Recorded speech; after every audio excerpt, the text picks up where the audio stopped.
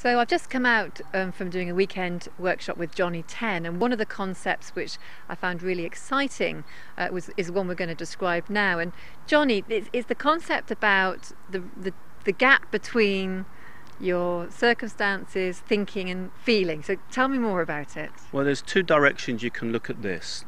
2 years ago, I came up with an idea, a model that really gave me power. And I don't mean power like strength. I mean power like being balanced, being, I suppose in sport we call it in the flow.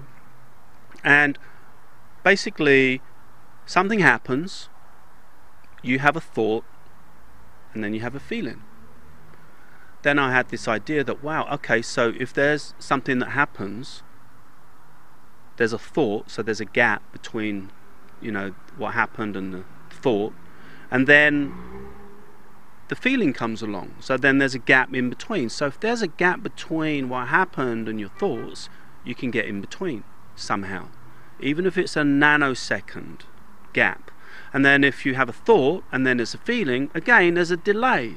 It might be a really short delay, but there's a delay anyway.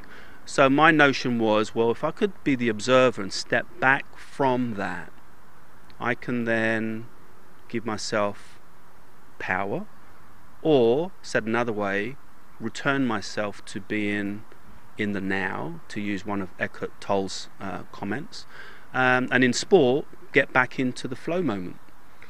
So the idea then is I suppose first of all you've got to notice that you've been triggered, because most of the time we just, things happen and we feel things, we don't realise it's a chain reaction. So is that the first step, just noticing? That is absolutely the first step. It reminds me of a film called The Matrix, you know, swallow the red pill, right? Which is quite a good metaphor for being able to notice, you know, what's happening in reality.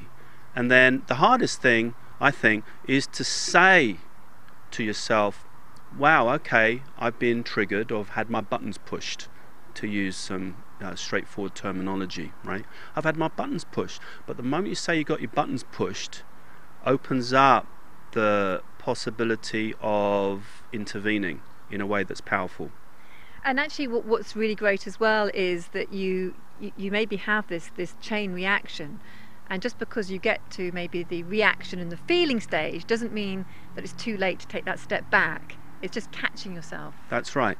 So catching yourself, I mean, just in a sporting context, for example, if you're about to compete, there's lots of emotions, lots of experiences, and you don't have the time to spend days and days recovering. You've got moments. So if you can then take a step back from that experience and then intervene with a strategy or a practice that will have you recover, then that will make a difference. Like, for example, music. You can have some music that you're listening to. You could say something to yourself that would intervene, and there are many other ways that you can do that.